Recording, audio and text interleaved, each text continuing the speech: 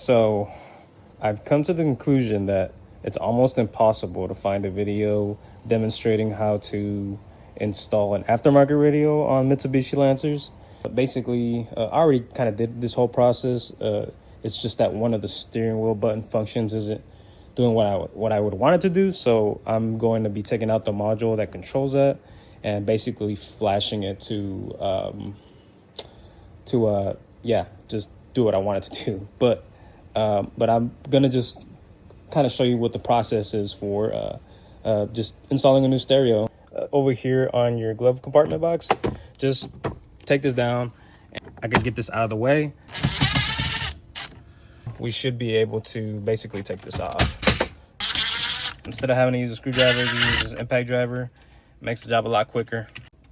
And then once you take those screws out, you're gonna just want to pull on this, and you're gonna see this little connection. So you just unplug it basically. We can just pull on this. It shouldn't be too hard. Just kind of take off the screws here. Okay, and now that we have the screws off, we can take this off.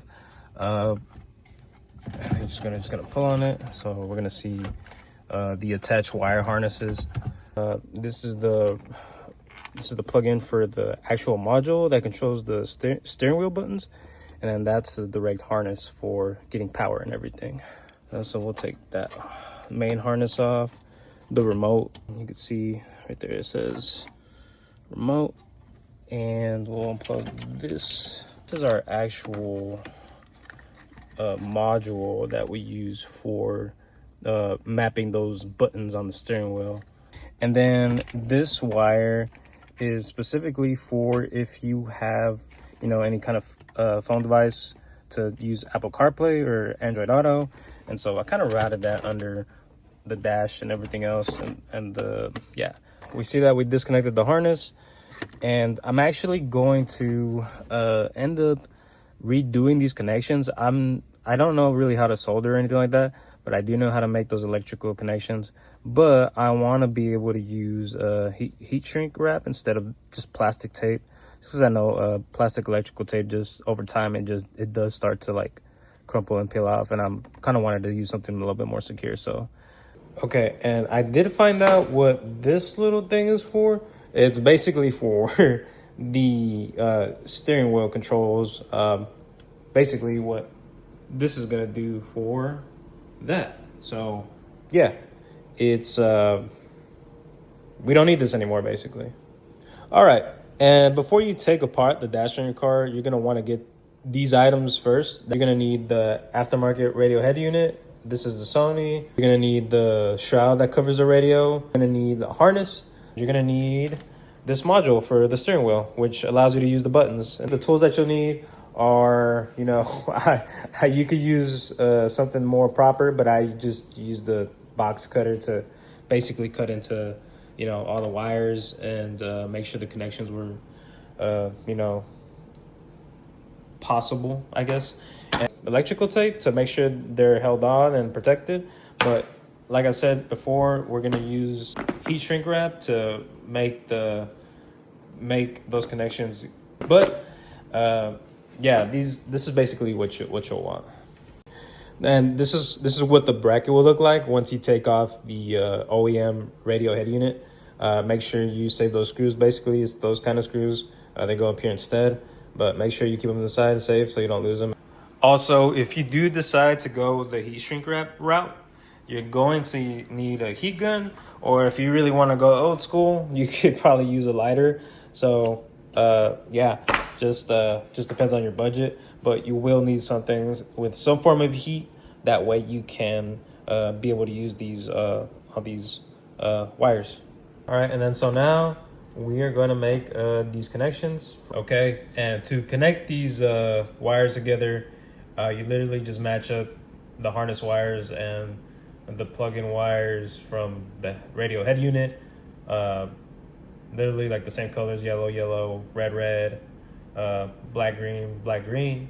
So in this case, I have yellow, yellow, and literally just how I do it is you kind of match it up like an X, and then just start twisting it into each other. So make sure there's full-on contact. one thing I do like to make sure of too is just make sure there aren't any broken strands. That way, you know, you have a solid connection between those two wires. So we just kind of, after that, just kind of level it out, and then I'm gonna use the shrink wrap. So I'm just gonna cover that over, and then yeah, and then basically just let it rip. And yeah, and so now it's gonna be a little hot, but should have a good connection. All right. Awesome. This looks way better now, and it also is held in a lot stronger with the shrink wrap. So I really glad I decided to do this. Also use some tape just to keep it a little bit more organized. And you'll also notice you have to, I guess I should have been, probably mentioned this earlier, but for this module, for the steering wheel controls, you will need to basically tap in the red and the black wire into this harness. And so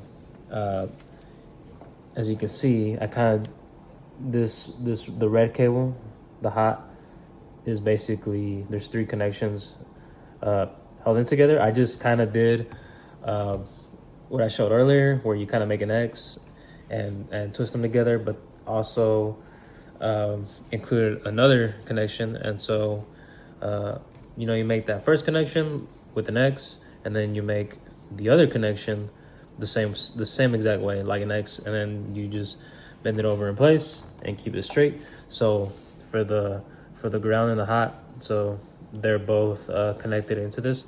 And as you can see, I still have these two wires. This, what is this? This is purple and pink, I believe, and this is black and white. These, you need to connect these to the blue and black wires. So this one, the pink and purple, is connecting to the blue wire inside of the car's actual connections, and this one is connecting into the ground inside the car's connections. The exact pin numbers, I will show them here later in this next part when we're flashing the Maestro, because when you flash this, you basically choose your vehicle and it tells you where each cable goes, and so that's kind of how you figure out where to connect these. Connecting this purple and pink wire and this black and white wire, this is kind of what I was talking about, how they tell you not to directly connect to the car's, you know, actual wire harness. That way, so you don't cause any damage, and you don't have to do you have to deal with the possibility of messing this up. But basically, kind of how I was mentioning it earlier, you want, if you could find a way to connect these cables to match with these pins right here. So I believe it's 2 and 12. I don't remember. We'll see once I pull up the Maestro. But this is basically how you want to have it if you're gonna tap in right into the wires themselves. Just in case you don't have any experience, terminating ends like these. So you basically want the black and white going to the ground, and this purple and pink going into the blue. And this is how I got my Sony and my Maestro to be able to work together with the steering wheel. All right, cool. Well, finally got this heat shrink wrap, got this connected, kind of like I was showing earlier. But yeah, the harness and the connections we made to the connector that goes to the radio head unit, and then the connector that goes to the Maestro, as kind of like what I was showing earlier. We had to make those connections, so they kind of had to stick with this. But yeah, just having this prepped and ready to go for when we flash the Maestro and connect everything up. So you will need a micro USB cable. I believe this does this does come with one. It's provided. But if you don't have one, or it didn't come with one, then you do need it. You do need a micro USB cable to be able to flash this. So I heard a little sound, so it's detecting that I have this connected. I think it lights up whenever you actually start messing with it. But you need to go to iDatalink Maestro.com. You're gonna need to download the WebLink desktop version. So you go here, you go to learn more, gonna download. You just choose your version. So in this case, my version is Windows. If you have a Mac, choose a Mac OS version. So you just click on download. In this case, I already have it, as you can see. So I'm gonna open it up. You're gonna choose the Flash Maestro, the green one basically. And you will need to have an account created. As you can see, it says log out here. As you can see, I have the Maestro SW. So once you're here, you just choose Flash by vehicle. And then, you're gonna go through this process. So we have a 2014 Mitsubishi Lancer without amplifier. In this case, I'm using the Sony. I actually remember this because it went through this back and forth. We have this one, the XAV AX3250. So this is mine. So recommended firmware, and we're gonna do steering wheel controls because I don't have OEM reverse compatible unit. And so here, once you get to this point, you choose all the things that you want. So you can customize this to do whatever you want it to do. And yep, this is my product, this is my vehicle, this is my steering wheel, this is my radio unit, steering wheel controls, and what I changed. And then we just choose Flash. And so you can see now it's lighting up green, basically because it was detected in the software now. So, and the flash is in progress. And usually this is pretty fast.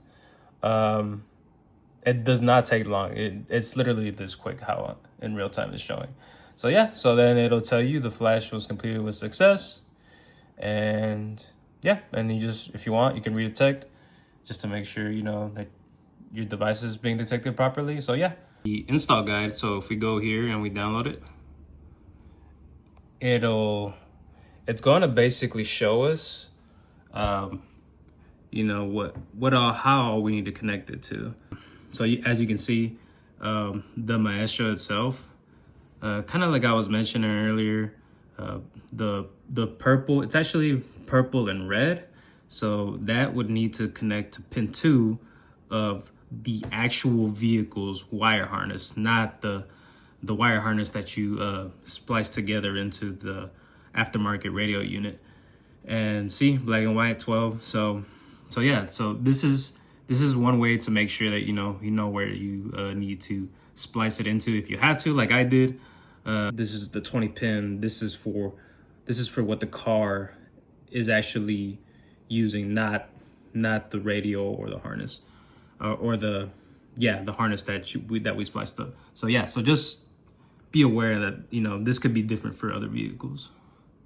All right, so now that we got that part taken care of, now we're just gonna take our Sony unit. We're gonna put it into that bracket. So we're gonna use our impact driver. And then we'll do the same for the other side. No need to over torque this. We just need to make sure it connects. That's fine. And that's it. And that's all you got to do for the bracket. Now we're back in the car. So now we're gonna get this unit installed. I'm gonna put this here, and I'm gonna route this. I'm gonna route it basically. There's gonna be an opening back here. I can't get a good picture, but let me see if I can detect. But yeah, and I'm gonna go. Kind of have to feel my way through. I'm just kind of gonna basically slide it into where it comes out under here. Well, we got that through. I have the cable right here. It is now available for us to use. So for now, we'll worry about connecting the main harness to the unit. So all we got to do is just ride it under through here, And let me get this cable and plug it in. Cool. So we got that connected, and we will leave this down here. We'll leave that down there for the Maestro. Next step, we need to push all these cables and stuff back in. Remember, we want to keep this cable out for the Maestro. That way we can get that connected again. And then we just need to put this back up. All right, and then you'll see here that I put some, this isn't factory. This is something that I put on, and it's because of the way that aftermarket shell kind of sits in here, and the way it's kind of aligned with this unit. And it doesn't sit, it sits too low, so I ended up just finding these like random rubber like grommet tab things, just so it can elevate the head unit a little bit and just kind of match up with the cover shell just a little bit better. Oh yeah, now that we have the Maestro, do not forget to plug it its auxiliary cord, this one. Do not forget to plug that in before you mount the head unit on, or you'll be taking it off and just wasting a little bit of time. But yeah, don't forget, like I did. All right, and then we have this plugged in. So plugged in, clicked in. This is plugged in as well. So then we just need to push this back. So now we'll turn on the vehicle and see if it's working. And all right, so it looks like it's working properly. So now we can see that we have our head unit installed, and we have the Maestro installed. So every time I change the song or something, it'll blink. Any button that I do here, it should, you know, take that as an activity. So then now the Maestro is gonna blink every time you do something. And now that we have the car turned off, the final thing we need to do is just put everything back that was installed on the dash. So let's go ahead and do that. First needs to go in the cover for the radio unit. Now we got to plug in this emergency light button. Cool, awesome. Now we mount it back where it was. So then now we screw these back in.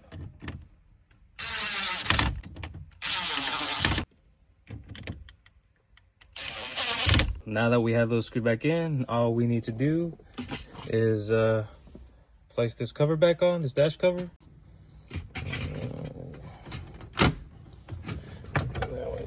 All right, and then this final screw that we need to put in, and then this shroud, which we need to open this compartment. And there's a little latch you can see probably over there, and then just bring it up and force it in. And all right, well, that's it. And you know, we got everything put on back together.